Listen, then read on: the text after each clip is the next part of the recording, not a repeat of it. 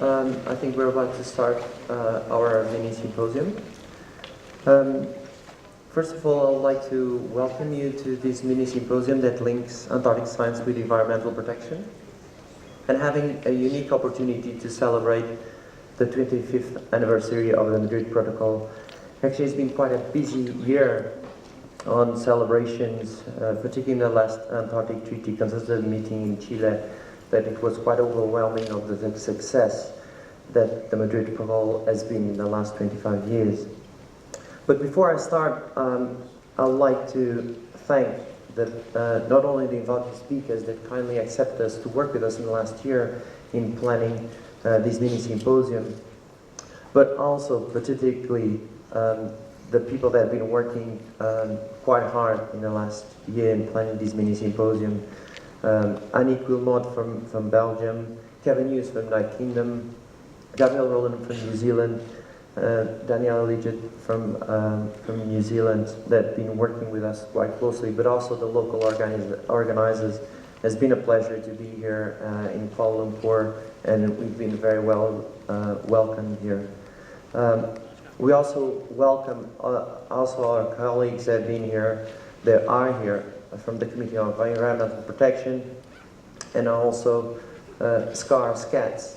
Actually, it's a privilege that two of the invited speakers is highly involved. Alex, active member of SCATS, Stephen Sean led it, and David Walton is around, and he was one of the leaders of SCAR SCATS, the Standing Committee for the Antarctic Treaty System.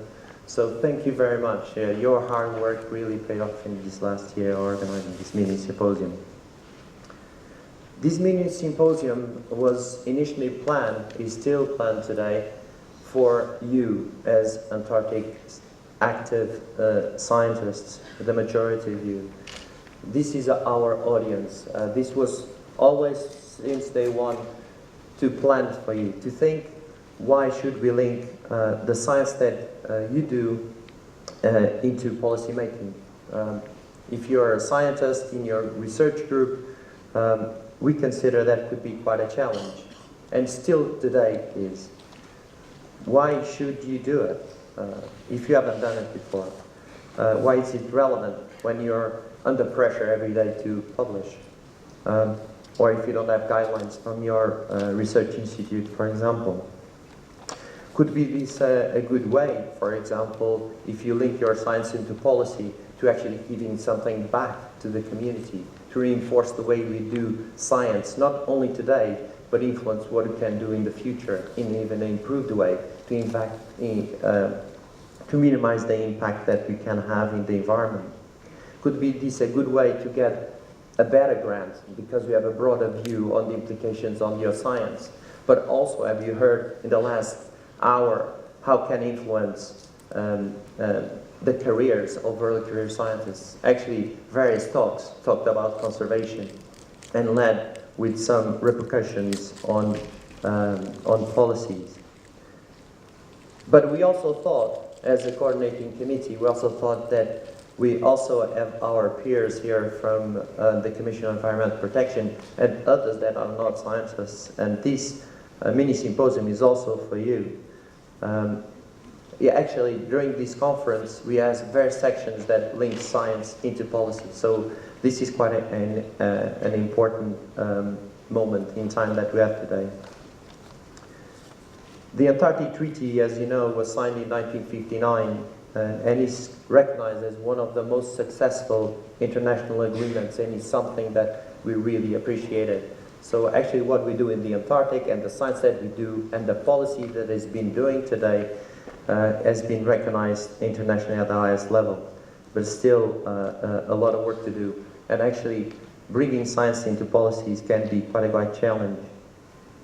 The Madrid Protocol, or the Protocol on Environmental Protection to the Antarctic Treaty, was signed in 91 and into force in 98, and reiterated again that Antarctica and recognized it as a natural reserve devoted for science and for peace. And by then is when the Committee for Environmental Protection actually starting their work and had major implications in the last 25 years.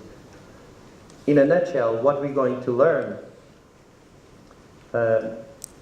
during these talks is to provide examples for you as a scientist and how can you engage into policy, how can you bring your science into policy, to learn more about the Commission on Environmental Protection and their hard work they've been done in the last 25 years, but also to learn more about this community that actually policymakers are also our friends and it can bring science to another dimension.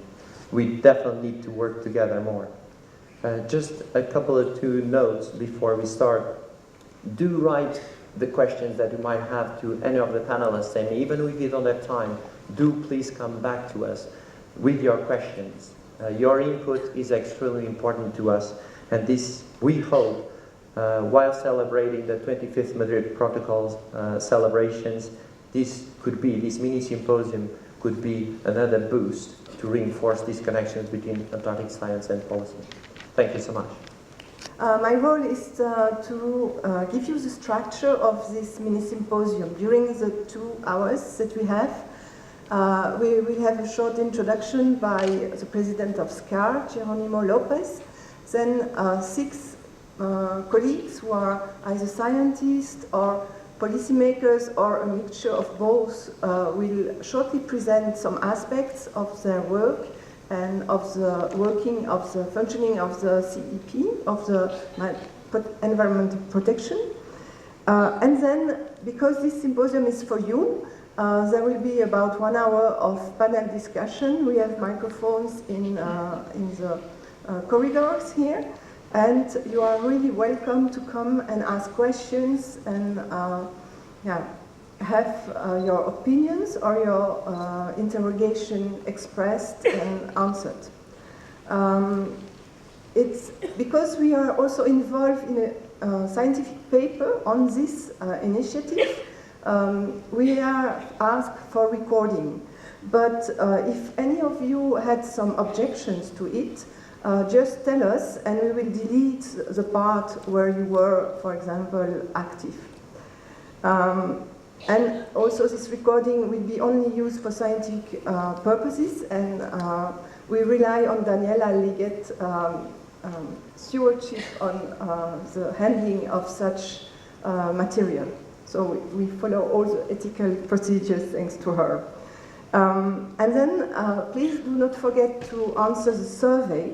We have put the link on the slide here, but if it's too complicated, just note the email of Gabriela Roland, and she will give you access to the survey. So it's part of a publication that we want to do concerning the link between science and policy making. And this is the survey, this session, and also some interviews. Thank you very much. International science in Antarctica, the SCAR missions include to provide advice to the Antarctic Treaty System, especially through the Antarctic Treaty consultative meetings, and since the protocol exists, to the Committee on Environmental Protection. But the SCAR is paying attention to the conservation in Antarctica much before these times of the protocol. And since 1970, it was in SCAR a subcommittee on conservation. This was under the working group on biology. Later, it was created a group of specialists on environment and conservation, GOSEAC. And this was the main way to connect with the Antarctic Treaty meetings. A person that was in a key position in this period and in the early years of the protocol has been David Walton, who is here in this meeting. But when the SCAR structures were reviewed in a big manner in 2002, this was changed, and the first years David Walton continued there up to 2005 in the new subsidiary committee in SCAR that is the Standing Committee on the Antarctic Treaty System. Since 2005 to 2015, during 10 years, the chair, the head of this important for SCAR standing committee has been Stephen Chan, who is here, and that has been a period in which the position of SCAR has been very reinforced in front of the treaty meetings, and SCAR is very, appreciate very much the personal contribution of Stephen and also all the community that is behind that. And since 2015, the place has been occupied by Alex Terraut, who is now the chair of this committee. During this time, SCAR participated, has the status of observer in the Antarctic Treaty meetings and in the CEP meetings. Is there same status that has the CONNAP and also CAMLAB. And every year, SCAR present a different number of information papers and working papers, about 8 to 12, more or less. The number is not so important, it's more important the real content. But every year there is some papers of important content, I think. And SCAR has contributed in this period since the start of the protocol in many ways, contributing to the recommendations and the decisions and the agreements adopted by the CEP. For instance, in fields like the scientific use of animals, the introduction of non-native species, the collection of meteorites, the impact of noise on mammals. You can see that are not only specifically biological issues, the impact on colonies of different. Sometimes this SCAR contribution is jointly with CONNAP, because many times the scientific and operational issues are very, very connected. The last one of this contribution in this way that sometimes has been in the way of, in the manner of codes of conduct that has been adopted by the CEP or the TCM, has been in the last treaty meeting, last May, was about the activities in geothermal areas. And this was a paper presented by SCAR and adopted like a recommendation by the CEP. Well, I would like only to comment like very shortly that this area of advice to the Antarctic Treaty System and in the framework of the protocol is and I think should continue being a priority for SCAR. And I think we are in a very good way. The SCAR position in front of the treaty, I think, has been very reinforced in last years, and this is very good. And I appreciate, and we appreciate very much, that the person like the chair of the CEP is here and involved in this mini-symposium. The secretary of the Antarctic Treaty is also participating in this meeting. I think it's an excellent signal of that. The same that the chair of CONNAP is also here. I think this is an excellent way to push all together in the same direction that is indicated by the protocol, and I hope this mini-symposium is also to contribute to this. Thank you very much. Part of the French delegation at the Antarctic Treaty Consultative Meetings since 2003, and he was Vice Chair of the Committee of Environmental Protection, CEP, from 2005 to 2009. He chaired the CEP from 2011 to 2014. He is also the current Vice Chair of the Council of Managers of National Antarctic Programs, COMNAP, and member of the Executive Committee of the European Polar Board. Thank you. Thank you, Gabriela. Good morning, everyone, dear colleague. First of all, I would like to thank SCAR and the organizer of this mini-symposium for the kind invitation to present this talk. As you are all well aware, Antarctica is a wide spot from space, but under the ice, it's also a huge continent of 14 square kilometers in area. This continent is a very remote place, surrounded by the vast Southern Ocean. It was also discovered very late, and there were few economic activities after its discovery, mainly in the first part of the 20th century, activities of sailors and whalers both in the subantarctic islands and on the coast of the Antarctic Peninsula. There are, of course, likely mineral resources in Antarctica, but the nature and quantities remain largely unknown. And the last important fact is that we have 7 claimant parties, claimant countries in Antarctica. So in 1957-58, okay, that's good. In 1957-58, more than 60 countries, 4,000 scientific organizations, and 25,000 scientists were involved in a very special scientific event, the International Geophysics Year. And this event demonstrated the high interest of this region for scientific research. And the IGY opened the door for the next fundamental step for the future of Antarctica. It created the best condition to make Antarctica a continent dedicated to science. And I recall that at this time, the political situation of the world was very critical with the 2 east and west blocks affronting. So Antarctica appears as like a location of the planet where it would be possible to work without such pressure, political pressure. So the Antarctic Treaty was signed in December 1959 by 12 countries and entered into force in 1961.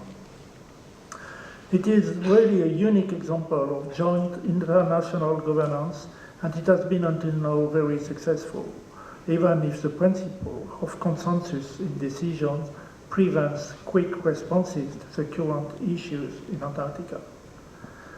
In 2016, the Antarctic community counts 53 signatory states to the Antarctic Treaty, and the most recent being Portugal. And 29 of these parties are consultative parties, meaning that they have voting rights under the treaty. The basis of the treaty is a statu quo regarding the territorial claim. So it's very important for our work in Antarctica today.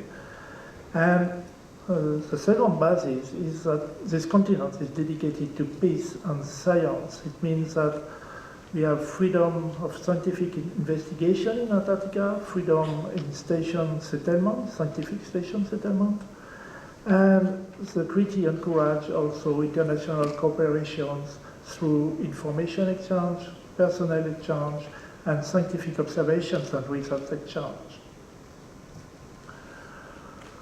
Following the entry into force of the treaty in 1961, the treaty parties have over time negotiated additional freestanding international agreements. These are the conservation on Antarctic seals, SECAS. It is the conservation of Antarctic marine living resources, CAMLA. We had a convention for the regulation of Antarctic mineral resources activities, signed in Wellington in 1988, but this convention was never ratified, so it's not entered into force. And the last is the Protocol on Environmental Protection to the Antarctic Treaty, also called Madrid Protocol. And these 3 ratified elements, so SECAS, CAMLA, and the Madrid Protocol, constitute what we call the Antarctic Treaty Systems. The Environmental Protocol was agreed in 1991, following the demise of the negotiated Minerals Convention. The protocol designated Antarctica as a natural reserve devoted to peace and science, and the reason that Antarctica has such high environmental standards is to ensure that its value as a global scientific laboratory is maintained. So the protocol entered into force in 1998, and it is also important to mention that there is no expiration date for the protocol. Preserving Antarctica's values as a scientific resource is one of the primary purposes of the protocol. This is reflected in Article 3 of the protocol, which states that activities shall be planned and conducted so as to accord priority to scientific research and to preserve the value of Antarctica as an area for the conduct of such research, including research essential to understanding the global environment. To this end, scientific research is necessary to support improved environmental management outcomes. One of the most known articles of the protocol is Article 7 of the prohibition of mineral resource activities, and this article states that any activity relating to mineral resources other than scientific research shall be prohibited. The environmental protocol itself sets out the principles and standards for environmental protections. The more detailed rules are contained in 6 annexes. The first one on initial environmental evaluation, the second on conservation of Antarctic flora and fauna, the third on waste disposal and waste management, the fourth on prevention of marine pollution, the fifth on area protection and management, and the last one on liability arising from environmental emergencies. But this last one was agreed in 2005, but is not yet ratified and has not entered into force. The protocol established a Committee for Environmental Protection, the CEP, and the functions of the CEP shall be to provide advice and formulate recommendations to the parties in connection with the implementation of the protocol, including the operation of its annexes for consideration to the Antarctic Treaty Consultative Meetings at TCMs. And Article 12 of the protocol lists areas on which the CP should advise the ATCM. This includes the means of minimizing or mitigating environmental impacts of activities in the Antarctic Treaty area, the operations and further elaboration of the Antarctic Protected Area systems, the collection, archiving, exchange and evaluation of information related to environmental protection, the state of the environment, the Antarctic environment, and the need for scientific research, including environment monitoring related to the implementation to this protocol. There are currently 37 parties which are listed on the slide, and all these parties are entitled to participate in meetings of the CEP. Notably, there are more members of the CEP than there are consultative parties to the treaty, making the committee the largest of all the bodies of the Antarctic Treaty System. There are also 3 formally designated observers to the committee, the SCAR, CAMLA and COMNAP, and a number of invited expert bodies. Before giving the floor to Johan Michaelvos, the current chair of the CEP, my last message to you is, yes, science input to CEP work is essential for the protection of the Antarctic. Thank you very much. Our next speaker is the current chair of the CEP, Mr. Ewan Maguire. He was appointed in 2014, but he has worked in a range of environmental management and policy roles with the Australian Antarctic Division for more than 14 years. In his role as a senior environmental policy advisor for the Australian Antarctic Division. Ewan has been a member of the Australian delegation of the Antarctic Treaty Consultative Meetings for a decade and has been Australia's representative to the CEP since 2007. Today he will address us on the status of the Madrid Protocol and the challenges of today. Thank you very much, Gabriella, and I'd like to start by thanking and congratulating our Malaysian hosts for a fantastic event here, and also thanking the Mini-Symposium Organising Committee and SCAR for organising what I think is a very timely and important discussion. In my work, I get to work, I have the privilege of working quite close to the Antarctic policy and science interface, so it's a real pleasure for me to have the opportunity to come and immerse myself in the world of Antarctic science at these conferences. I'm really taking a lot away from the discussions and the presentations here, so thank you also. Well, we've just had a presentation from Eve, who has brought us all up to speed on the background to the Madrid Protocol and also the functions of the Committee for Environmental Protection, which I'll refer to throughout as the CEP. I'll speak about how protecting Antarctica continues to be a focus of international attention and some of the challenges of today with reference to the work and the priorities of the CEP.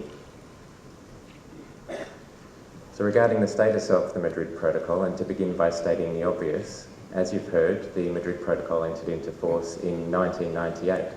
So that means that today there is in place a binding international agreement that seeks to ensure the comprehensive protection of Antarctica as a natural reserve devoted to peace and science. As an up-to-date indication of the Antarctic Treaty Party's support for that objective, it's relevant to refer to the outcomes of the Antarctic Treaty Consultative Meeting held in Santiago earlier this year. And in particular, I make reference to the Santiago Declaration on the 25th anniversary of the Madrid Protocol. And in that declaration, the parties stated their strong and unwavering support for the objectives and purposes of the Madrid Protocol, including the mining ban, and they also pledged to further strengthen their efforts to preserve and protect the Antarctic environment. Of particular relevance to the subject of this symposium, the parties also reaffirmed the importance of drawing on the best available scientific information in informing the protection and management of Antarctica. Well, the Santiago Declaration was a fitting way for the parties to mark this significant anniversary, the 25th anniversary of the protocol, but it is worth highlighting that environmental protection has been the clear focus of discussions at the annual Antarctic Treaty meeting, not just this year, but for the last 25 years. A further indication of the health of the Madrid Protocol can be drawn from the increase in number of states parties to the protocol, from 26 in 1991 to 37 parties today, as we've just heard from Eve. And there are good indications that this number will continue to grow. And on that point, I would just like to take the opportunity to very warmly welcome the announcement made by the Minister last night that that the protocol will enter into effect for Malaysia next month. So it'll be wonderful to welcome Malaysia as the 38th party to the protocol and as a member of the Committee for Environmental Protection. So regarding the status of the protocol, I'd just say in summary, there remains a high level of international support for the Madrid Protocol as the best means of advancing the protection of the Antarctic region. However, despite this strong international commitment, that does not mean that there are any grounds for complacency. Indeed, the establishment of the Committee for Environmental Protection arose from the recognition that the Antarctic Treaty Parties would continue to require expert advice on how best to address ongoing, new and emerging environmental challenges facing the Antarctic region. A general challenge for the Committee for Environmental Protection arises from the fact that our knowledge of Antarctica is not complete and the situation is not static.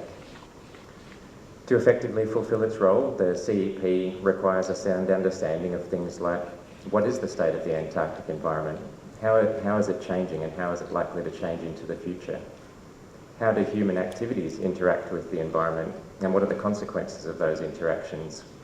And also, what are the environmental implications of pressures arising from activities outside the Antarctic region? To help focus its activities on the most important issues, the CEP has for many years utilised a rolling prioritised 5-year work plan. The issues identified in the work plan reflect the CEP members' views on the main environmental challenges facing Antarctica. And many of these issues, I've noted, are the subject of discussions and presentations here this week. Now, I don't have time to run through all those issues. You can see in a very broad brush way those issues listed on the screen.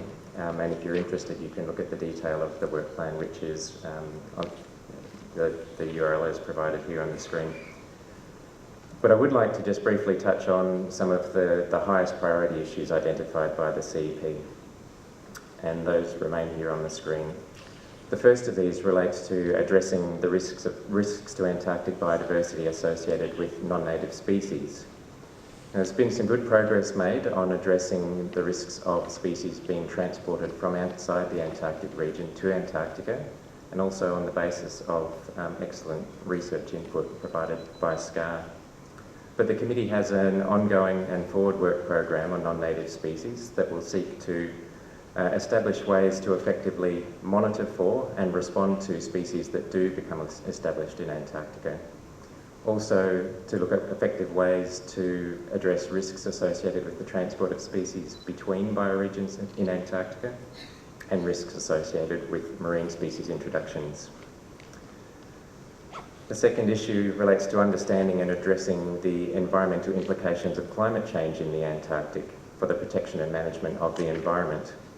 This is the subject of a recently developed CEP climate change response work program, and that work program aims to identify actions to help prepare for and build resilience to the environmental impacts of a changing climate. The SCAR Antarctic Climate Change and Environment Report and the annual updates provided by SCAR to the CEP and the Antarctic Treaty Parties are an excellent and valuable input for this work. Thirdly, I'd like to mention that the CEP is undertaking work to support the parties' desire to ensure the appropriate management of Antarctic tourism by better understanding how tourism interacts with the environment and the potential consequences of those interactions. A priority for the CEP's future work in this regard is on developing a practical means of identifying and assessing the sensitivity of sites to tourist visitation, including as a basis for monitoring and possible future management action. And the final priority I'd like to mention is the further development of the Antarctic Protected Area System. This relates to a commitment in the protocol to identify and designate protected areas within a systematic environmental geographic framework, and excellent science-based products such as the Environmental Domains Analysis of Antarctica, the Antarctic Conservation Biogeographic Regions, and also the assessment of important bird areas in Antarctica are fundamental resources for the committee's work in this regard. Further engagement with the science community will be essential as we continue to work on these and other challenges, because without relevant, timely and high-quality scientific information, the committee would clearly lack critical input for the policy-making process. Which brings me to my final slide. When the Antarctic Treaty Parties adopted the Madrid Protocol in 1999, they recognised the value of Antarctica as a place for conducting globally significant science. They also recognised the important role of science in informing the wise management and protection of the Antarctic region. And 25 years on, this is clearly still the case, and increasingly so. SCAR has been, and no doubt will continue to be, an active and valued contributor of high-quality scientific advice to the Antarctic Treaty System. And this is where I'd like to end with an advertisement, and that is to encourage any of you who have an interest in this regard to come forward and to make further contributions to this work. You'll shortly hear presentations about the the Standing Committee on SCAR and the Antarctic Treaty System, which from the CEP perspective plays a really important role as the main interface between the Antarctic science community and the Committee for Environmental Protection. You'll also hear about the Antarctic Environments Portal, which is emerging as a valuable source of policy-ready scientific information relevant to the CEP's priorities. And finally, I'd just like to say, please do also feel free to contact your national representatives to the CEP. I hope you can see from this slide that they're really quite a friendly bunch. Thank you very much. Thank you, Ewan. Our next speaker is Dr. Andrew Constable. Now, I would like to draw your attention because in your programs you will see that Dr. Early Costa is listed. Unfortunately, she cannot be here with us today, but in a very, very short notice, Dr. Constable said yes to our invitation. So we would like to publicly thank him for doing this. Andrew is a quantitative marine ecologist from Australia, and he works at the Australian Antarctic Division and has been a program leader at the Antarctic Climate and Ecosystems Cooperative Research Centre since 2005. He is an active participant at the CAMLAR, Commission for the Conservation of Antarctic Marine Living Resources, and he is currently the Vice Chair, Biology, of the Southern Ocean Observing System, SOOS. In addition, Dr. Constable co-leads the Ocean Carbon and Ecosystems Program, and today he will talk to us about linking Antarctic science and policy from a marine perspective. Thank you. Gabrielle, and good morning, everybody. It's with great pleasure that I've been putting together this talk since being invited, and I'd like to thank the organisers of this mini-symposium for inviting me to have a think about the link between science and policy from a marine perspective.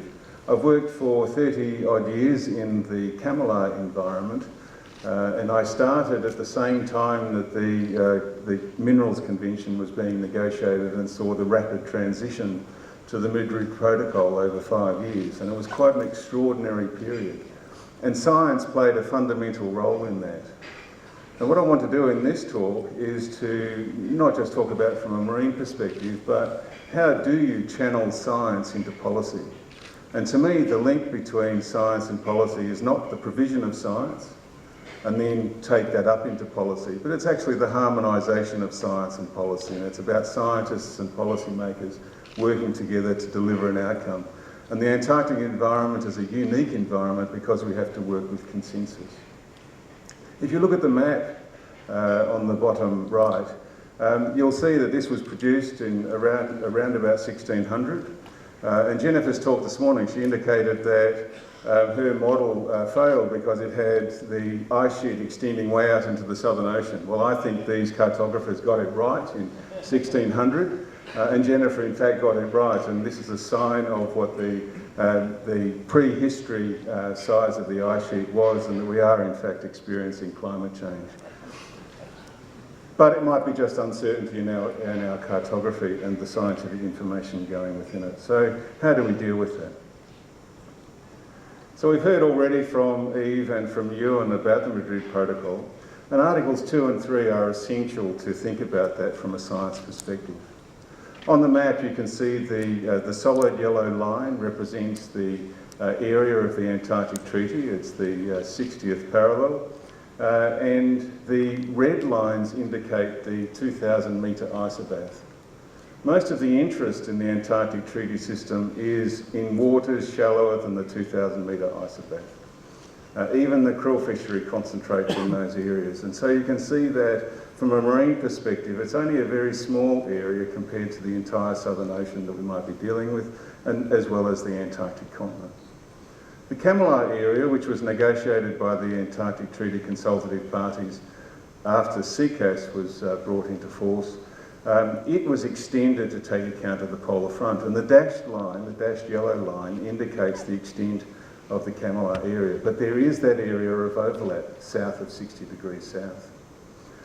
And when you look at Articles 2 and 3 in the Madrid Protocol, it's a very important part of the Antarctic Treaty System. In the preamble to the protocol, it actually talks about reaffirming the state of CAMLAR and the objectives of CAMLAR. So there is this fusion in the marine environment, which goes anywhere that's marine. There is a fusion between the requirements of CAMLAR and the requirements of the protocol. And what's really interesting, if you look at the CAMLAR Convention, in Articles 3 and Articles 5, it indicates that even for countries that are parties to CAMLAR, but aren't parties to the Antarctic Treaty, they still have to abide by the protection mechanisms that are instituted by the Antarctic Treaty and the Madrid Protocol. And so there is this powerful fusion between those two bodies. And so from a marine perspective, the Madrid Protocol has something to offer in managing the marine environment in that area. So what can we do as scientists when we look at Articles 2 and 3 of the protocol? One of the principles is to limit adverse impacts on ecosystems. What are those types of adverse impacts and how might they be limited? They're good science questions to inform policy. There are a number of points that the Antarctic Treaty consultative parties needs to avoid, such as detrimental changes to species or populations, to not cause threatened or endangered species to decline further, and to not degrade areas. How do scientists provide the information so as they can be brought into effect? And then there is also a requirement to monitor, particularly for early warning of adverse effects. Can we stop them from happening? Can we actually detect those? Can we assess the effects once activities are being undertaken? And can we actually identify when there might be unforeseen effects?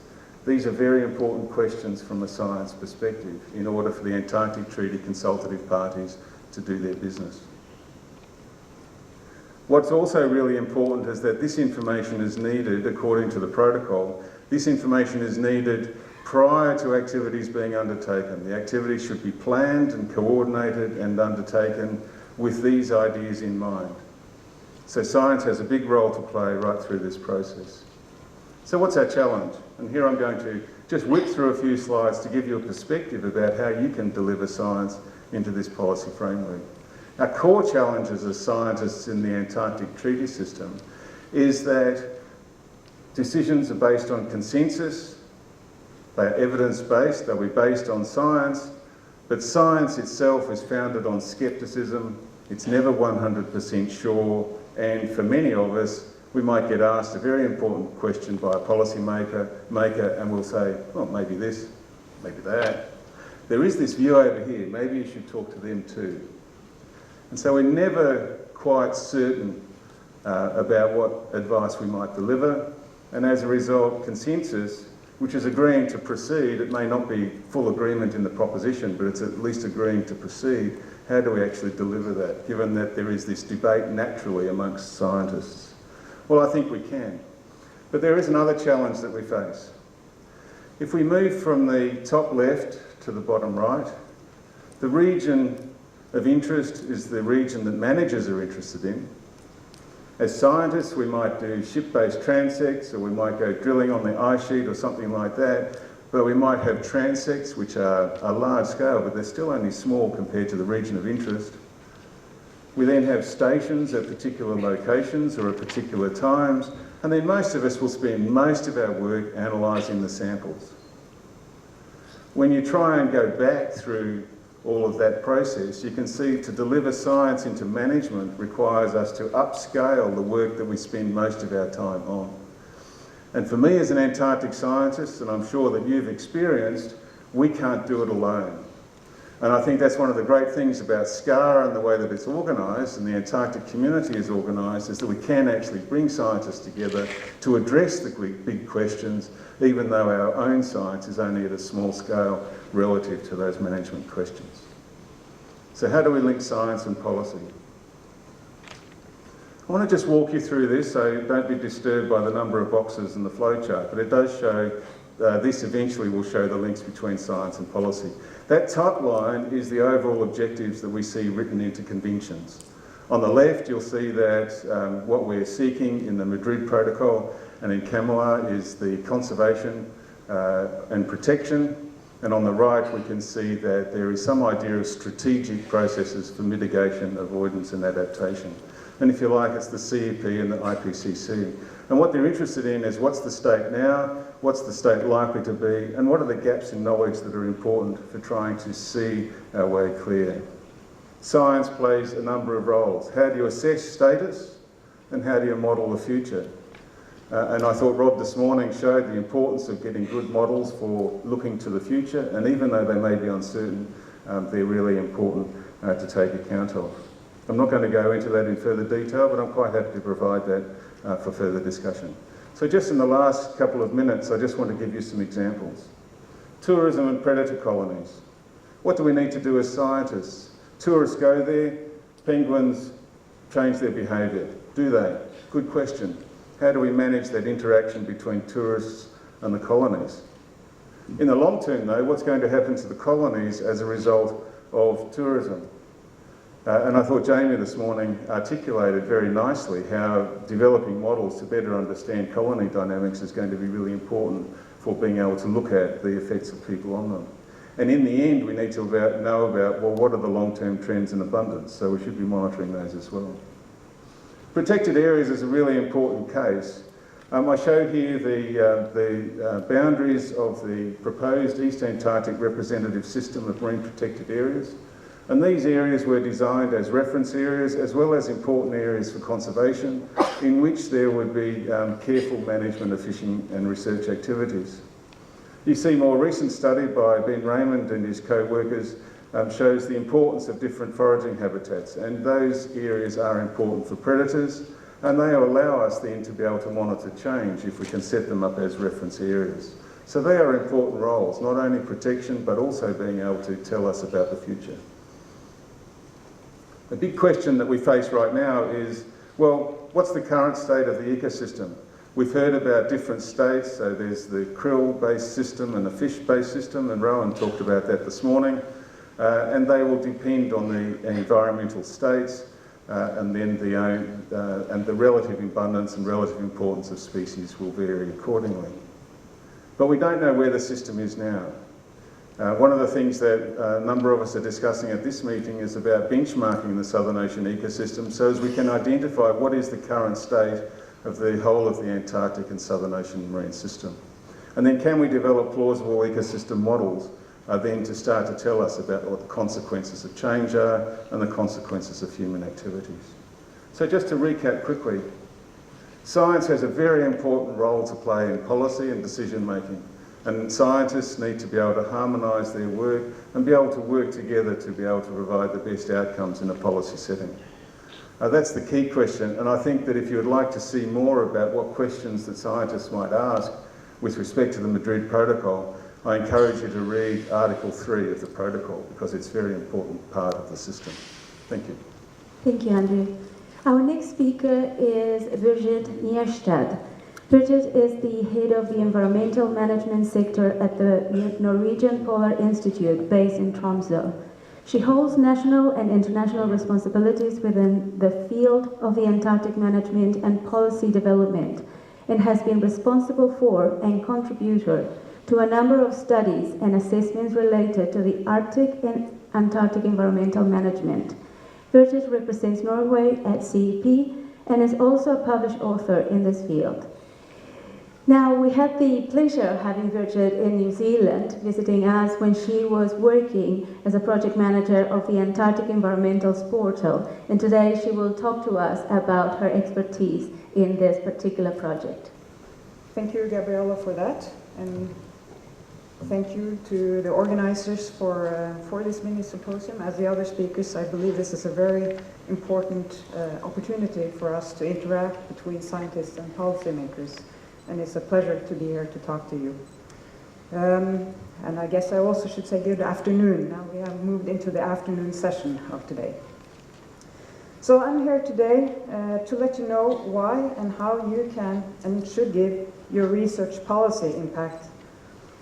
And in the 9 minutes that I have been provided for this purpose, I will briefly introduce you to and remind you about the Antarctic Environments Portal as an interface tool between science and policy. I'll also say a few words about the motivation behind evidence-based policymaking. I'll flag some challenges that we're facing in this regard, and I'll then come back to highlighting the portal's role as maybe one solution, not the solution, to this effect.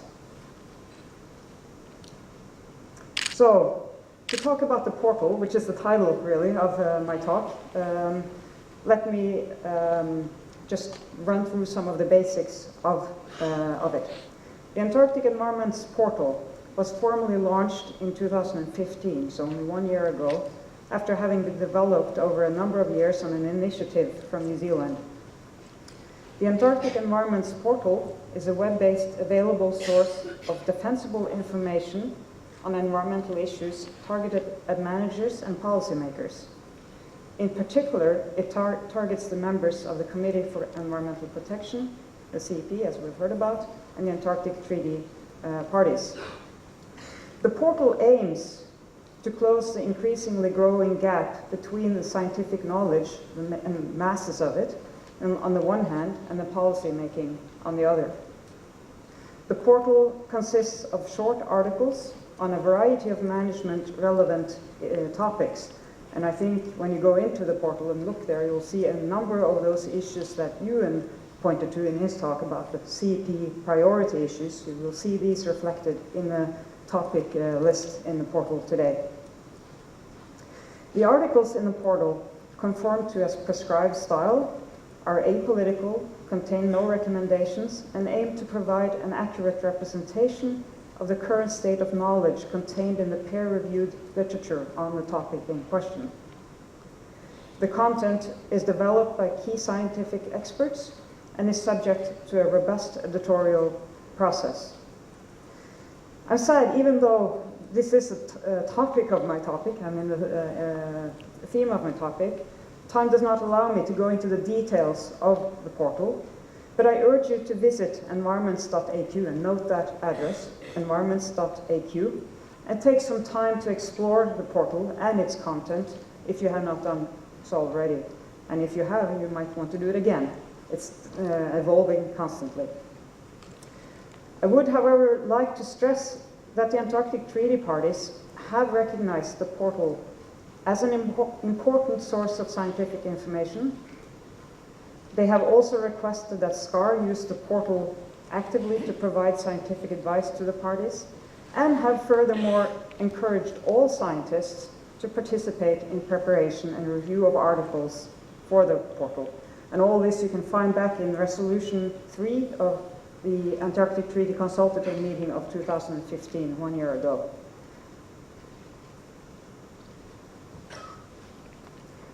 So why is it that it's so important to make science accessible to the policymakers? I'll just start by saying that policymaking is, simply put, and we could talk about hours about this as well, but simply put, is the effort to develop policies which serve to promote an overarching aim.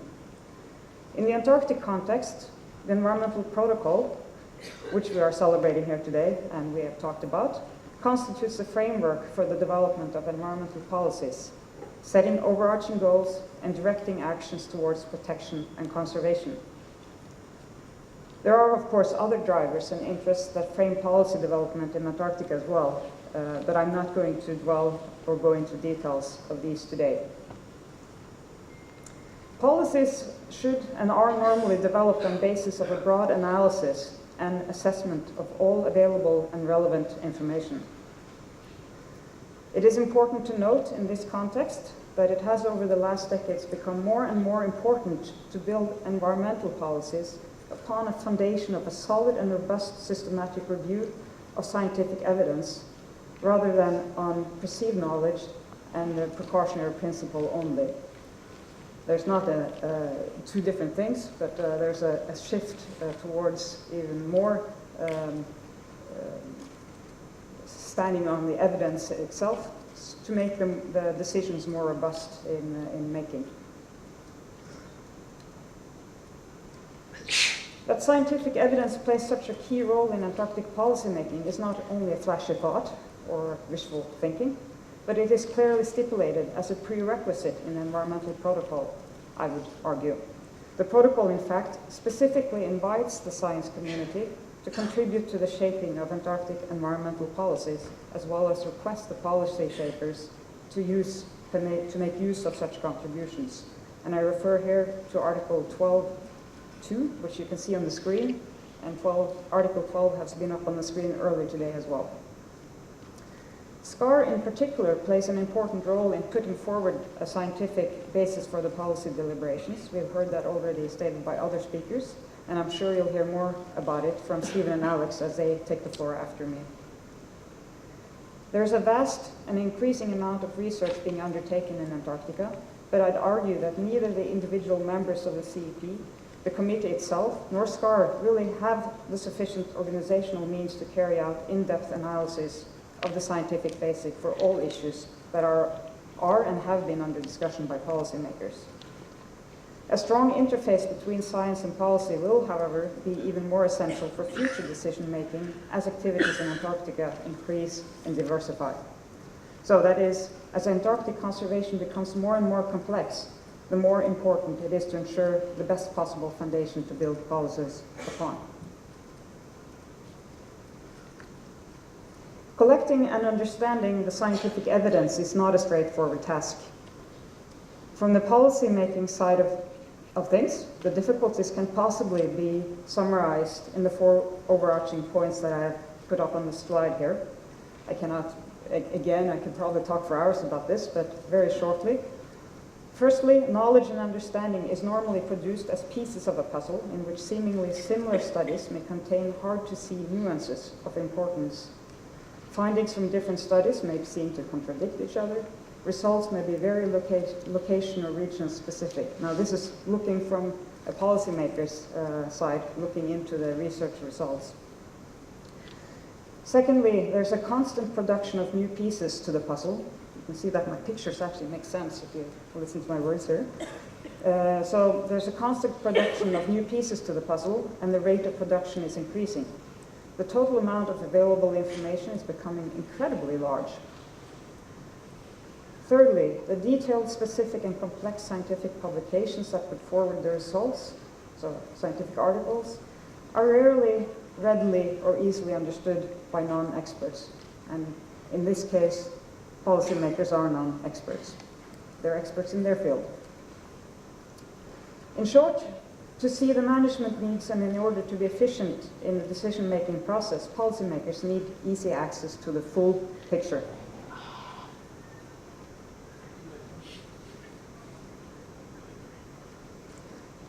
When flipping the coin, we might notice that in general terms, science aims to produce more and more accurate explanation as to how the natural world works, and increasing our knowledge base is by definition a step-by-step process in which we constantly close in on the knowledge gaps but rarely complete the picture fully.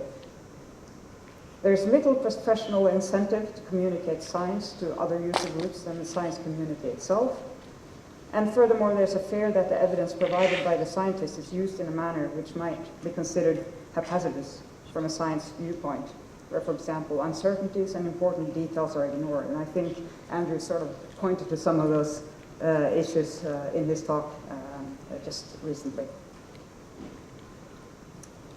So that gets me back to the Antarctic Environments Portal. The portal, in fact, aims to meet and resolve some of the challenges and obstacles as perceived both by the policymakers and the scientists.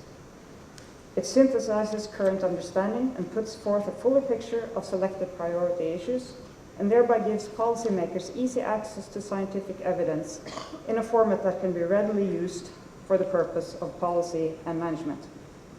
The portal summary articles are authored by key scientists in the field, that's you guys, ensuring that the most important details are included. Furthermore, efforts are made to ensure that the articles are referable. We have been providing DOI indications on them and so on. And in due course, we'll also find ways to show how the articles actually have impact on policy making.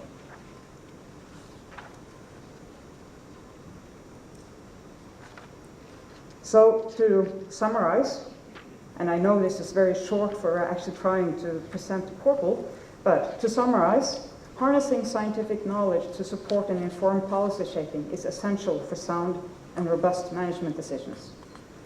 The knowledge and skill to effectively engage with policy and decision makers is an art in itself.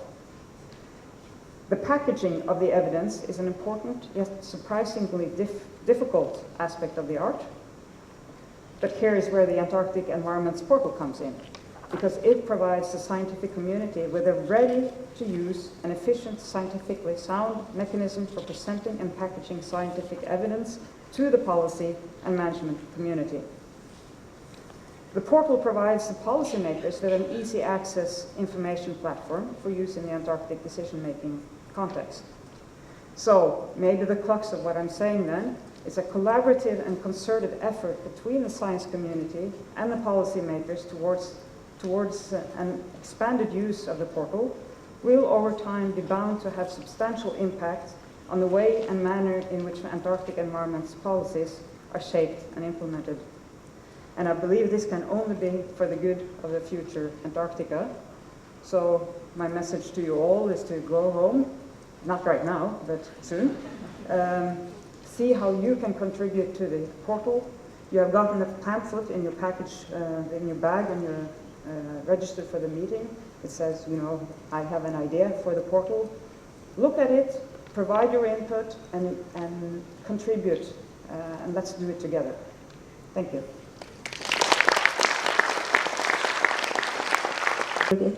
Our next speaker is Professor Stephen Chown.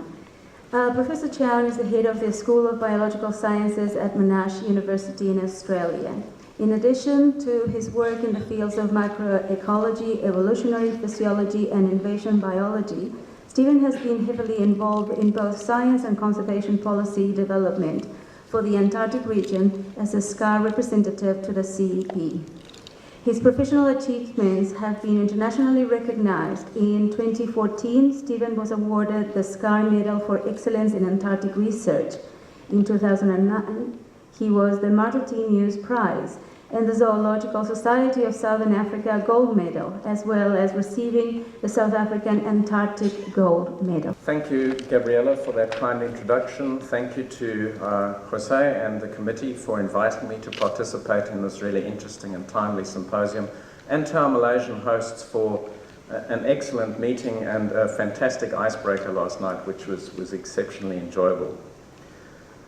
Now, I've slightly deviated from the title that Jose gave me. I didn't warn him, knowing that he would give me a very stern talking to if he knew in advance. But the Standing Committee on the Antarctic Treaty System in SCAR is just a mechanism for the advice of SCAR to reach the Antarctic Treaty System's members. So it's actually SCAR that provides the advice through a mechanism, and in so doing I say it's SCAR's members, because SCAR is only as strong as its members. And so what I would like to share with you this afternoon is simply a few examples of how this can be done, how it operates from inside SCAR rather than from an external perspective, and just a few examples of some impact that SCAR has had in the policy setting. So I'm going to talk about just a few points. The first is that SCAR actually provides solicited advice. The treaty system may say, we want to know about something. It also provides unsolicited advice. In other words, something comes up from the science community that this is really important. We think it has huge policy implications, and the decision makers and policy makers really need to think hard about what the science is saying. All of this has to be based, as Birgit very clearly pointed out, and Ewan before her, on a sound evidence base. Increasingly, that involves some form of systematic review or meta-analysis because of the sheer size and scope of the literature. And indeed, SCAR has to follow the kind of gold standard that the world has set in place in terms of systematic review. And our interest in participating is because it's in SCAR's vision to provide this advice. It's part of why we exist as an organisation, and also in our own personal interests, and where these two align, we have the very best outcome. In other words, we want to, as individuals, see to an improvement and an advance in environmental protection based on sound evidence. So you've seen a few quotes. This one's actually from the very first meeting of the treaty parties in 1961. I've just pulled out one of the recommendations that highlights that SCAR's really been encouraged to continue with its advisory work. So that's from the earliest days of the treaties. It's been recognised that SCAR is really important. So we have essentially a mandate to work from. You've seen this now for the third time in the protocol. There's again this reiteration of SCAR really plays an important role. So let's think about some solicited advice examples. The Stockholm Convention on Persistent Organic Pollutants came to the treaty and said, so what's happening in Antarctica? What's the status? The treaty, in turn, asked the CEP for advice on what's happening. The CEP, in turn, asked SCAR for advice on what's happening. And SCAR, in turn, said, oh, we have some people that are really, really good in this area. We'll ask them to provide us an update. And that's exactly how it worked. We turned to the community and said, who's in this area? Can you provide us with an update? A fantastic report was produced. It was put into the CEP, and of course we will be able to offer advice which was then fed back to the Stockholm Convention. We've also, as an organisation, been repeatedly asked about bioprospecting. Netherlands and Belgium and the United Nations University put together a really interesting list of bioprospecting and patents and so on that have been produced on the basis of Antarctic organisms. SCAR's been asked for further advice. What kinds of research has been done? Who's doing the research? What's the extent? And we've responded by providing information in this area.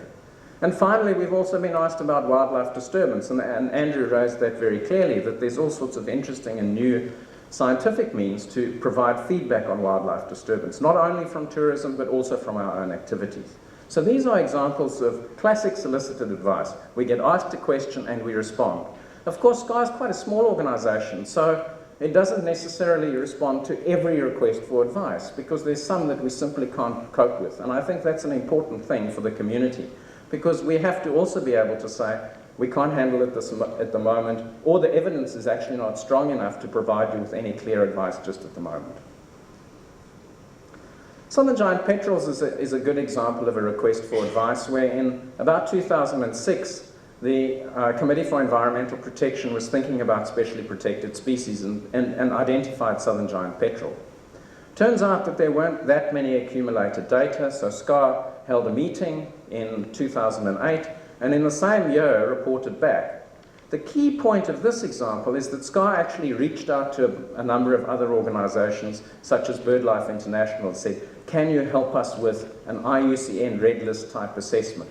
Can you help us gather the data? And then we spoke to the community and said, bring your data. In this instance, much of that data weren't actually published. We knew that, but the treaty was pressing us for an answer. And in fact, the workshop was held. An independent person led it, that was Stuart Butchart from BirdLife International, and we were able to feed some advice back into the treaty system. And in 2009, the agreement on the conservation of albatrosses and petrels reiterated one of SCAR's key findings, which was that we didn't have sufficient evidence yet to give a good idea of trends. We might have had a good idea on status, but not such a good idea on trends.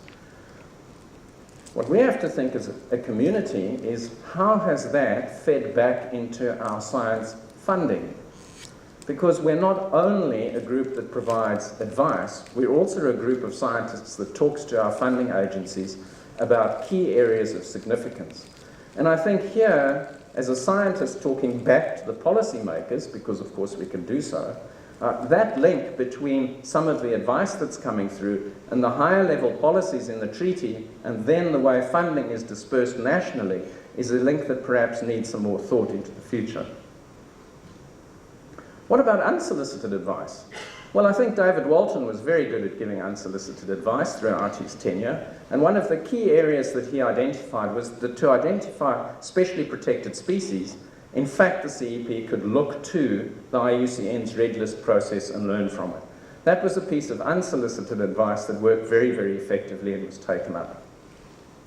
Non-native species was a very curious blend of both solicited and unsolicited advice, and has had tremendous impact in the treaty system in terms of policy reform that's taken place, and in fact on-the-ground action through the Council of Managers of National Antarctic Programs.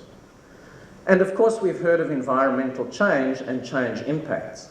And this is a key area where SCAR's ACCE report actually went into the treaty, and as a consequence we had a special meeting of the treaty parties, which then came up with a climate change strategy as to what could be done and what resources were required for it.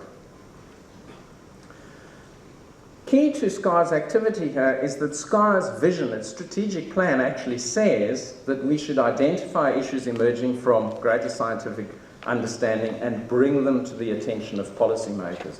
And I think for us that's very important as a community, that if we think something's important, we should step forward and say, we need to pay attention to this.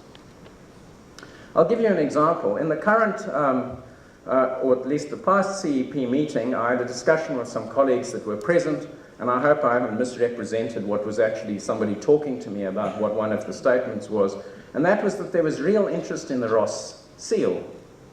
Now, the Ross seal is an interesting species. As far as I could work out from a quick look through the literature, is there's been most of the evidence on its numbers come from the Antarctic Pack Ice Seal Survey, which was some time ago, and some genetic work. Yet we know that there's interest coming in the species. So as a community, we should already be thinking, all of the great things we hear about satellite censusing and so on, how applicable are they? Are they actually applicable? Can we give an answer back saying this is possible or not? And that evidence can only come from ourselves. A further example I have is one that perhaps will sit less well with many of the policymakers. Again, from the recommendation 1.5, which was the 1961 meeting, it was suggested that SCAR and the treaty parties and others make friends with those around the world to provide better evidence. And so I've been thinking a lot about this recently as to how can we actually make this work from SCAR's perspective. Who should we be making friends with, learning from their procedures and actually fitting into global views? With a group of colleagues, we then came up with the idea that actually, did we know that the current decade is the decade of biodiversity? This is the United Nations Environment Programme Convention on Biological Diversity initiative. So by 2020, a report will come out on the status of global biodiversity. How are we doing? Now, the UN produces, or the CBD produces, global biodiversity outlooks. They say very little about Antarctica. And there are good reasons for that, because the mechanisms are set up in a slightly different way. So we asked, well, should we be thinking about this? Does it have any relevance? And as soon as you look at the 20 Aichi targets that are part of the CBD strategic plan, you can immediately see connections. Sustainable management of marine living resources, we see immediately a connection to camelid. Pollution reduced. What about Annex 4, marine pollution of the protocol? Protected areas increased and improved. Well, that goes to Annex 5. So they're very, very clear linkages. And the question is, are we feeding the information out so that when the world decides in 2020 how things are looking for biodiversity globally, does it also have an answer that we as a community have put forward? So stepping up to our international and global responsibilities. And those icons at the bottom of the screen, the 5 little icons, are those used by GBO4 just to decide globally, based on a very substantial synthesis of evidence, how things are going. Now, this work has just been completed by a huge group of colleagues funded by the Monaco government, SCAR, and my institution, Monash, together, and I'll give you a brief glimpse. On strategic goals D and E, which are listed, as you can see there, from 14 to 20, and Antarctica is in blue, and the rest of the world's assessment is in red, and the asterisks indicate uncertainty, with 3 asterisks indicating fairly substantial certainty, and less than that, increasing declining certainty. Actually, things aren't looking that good for the region. We have a huge pile of evidence that was compiled, that was done through an expert elicitation and a process of synthesizing the published available evidence, and that's not looking too good.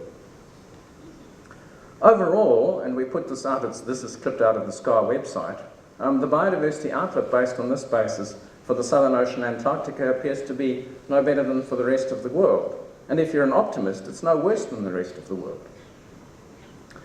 Key though, because a fair number of people who saw this were quite negative in their perspective, was that actually the opportunities to improve things are just tremendous.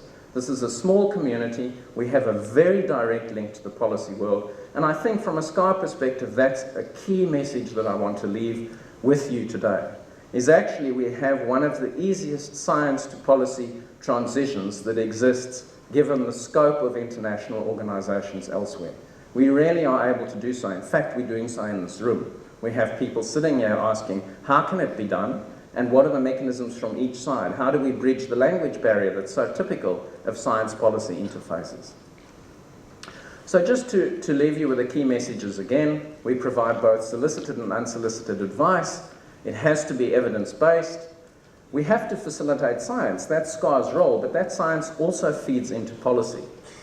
The advantage is we can really provide 4 major advances in environmental protection. And for individuals, there are real opportunities to have an impact. Many, many people in the science world today, and especially at Monash, many of our students say, we only want to do science that has some opportunity to deliver an improvement to conditions in the world. SCAR offers that opportunity, and it does so through our participation and the mechanism of the Standing Committee. I'd like to thank a few colleagues a few funders, and yourselves for your attention.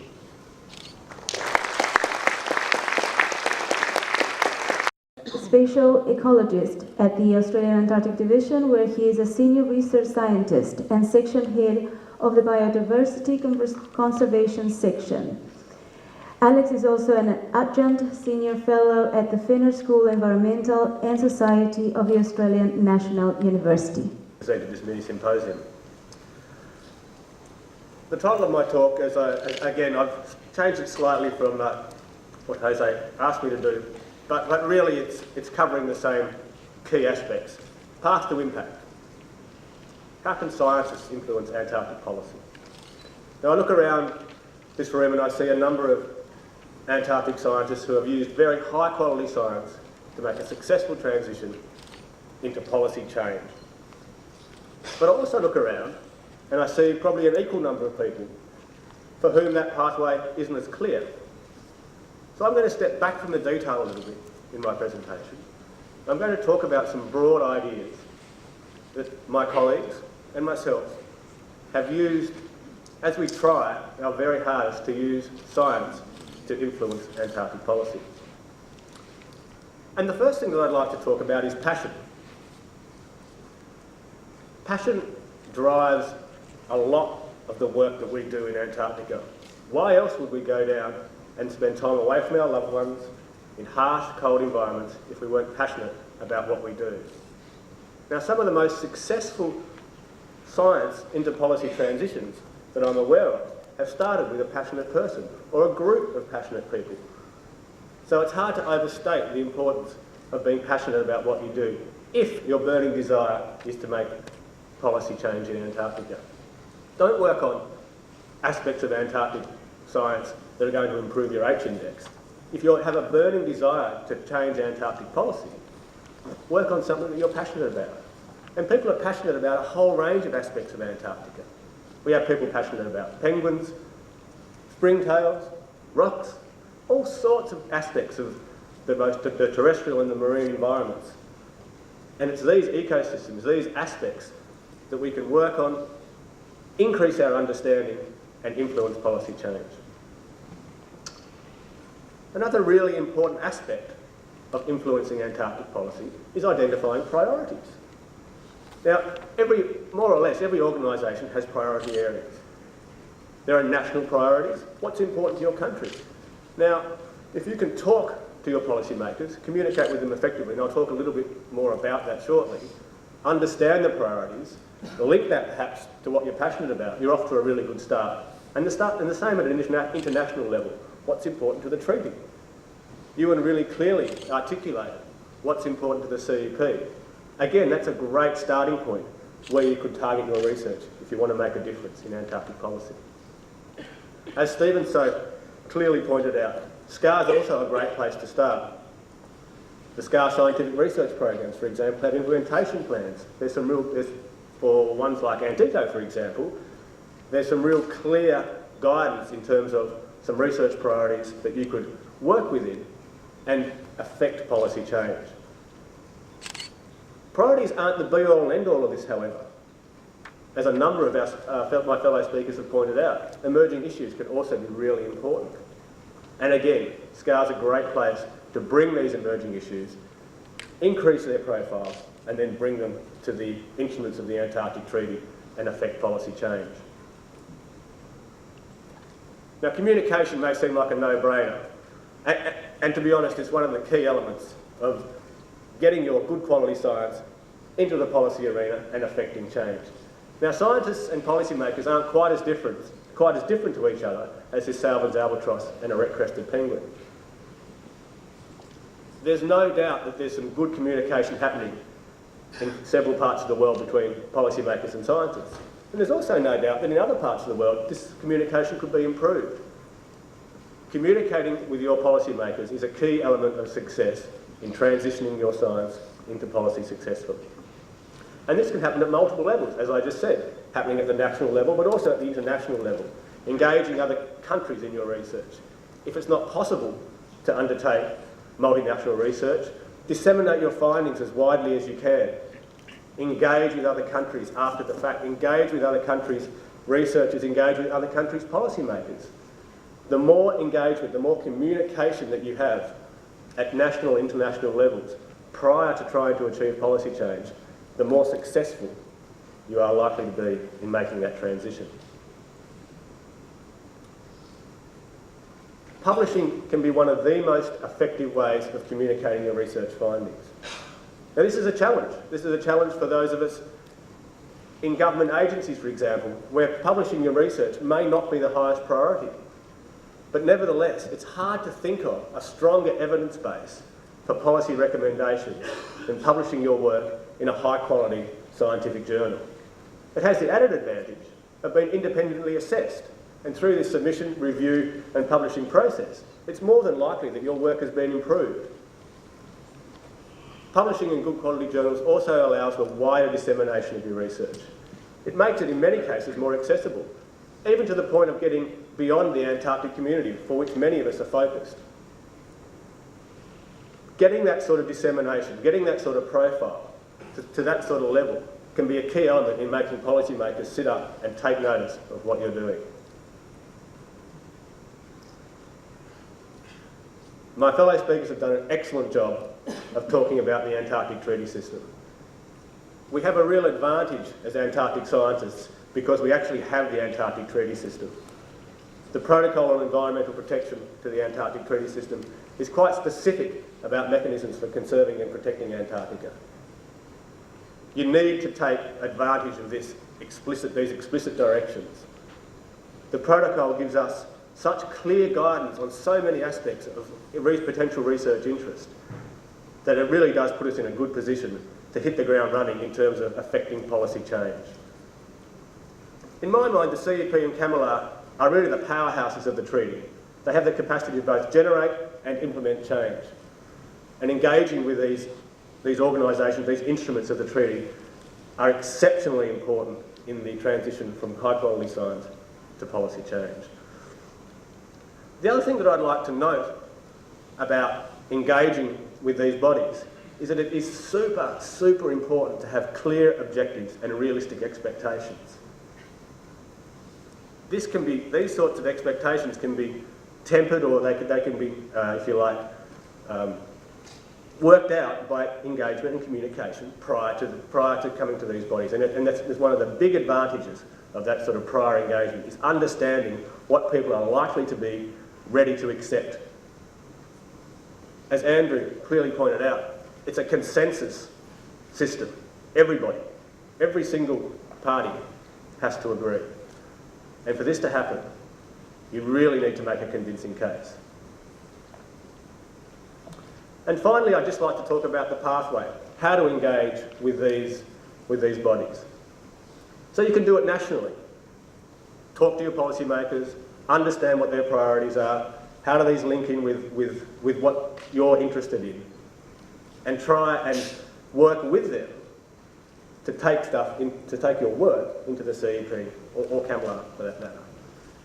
Now, one of the advantages of doing this is that they can help you to distill what may be not quite as accessible, as Birgit pointed out, in a scientific article, into a working paper or some other form of input that can actually be understood by policymakers.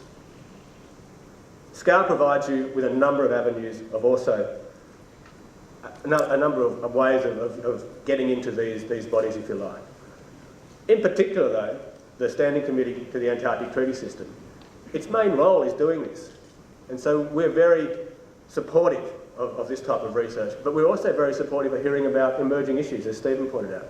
We're very keen to hear about what you think is important. And we have the capacity, as an observer to the CEP, to bring these sorts of research ideas and findings to the Antarctic Treaty and hopefully facilitate policy change. The Antarctic Environments Pool is also another aspect, another initiative, I should say, that can be a very effective way of providing policy-ready science to a range of policymakers. So I think I've probably used up the short time that's been allocated to me today, and I hope that I've given you at least a couple of ideas, especially those of you for whom the pathway to policy change wasn't as clear, as to how you might effectively make the transition from your science into policy change. Thank you for your attention.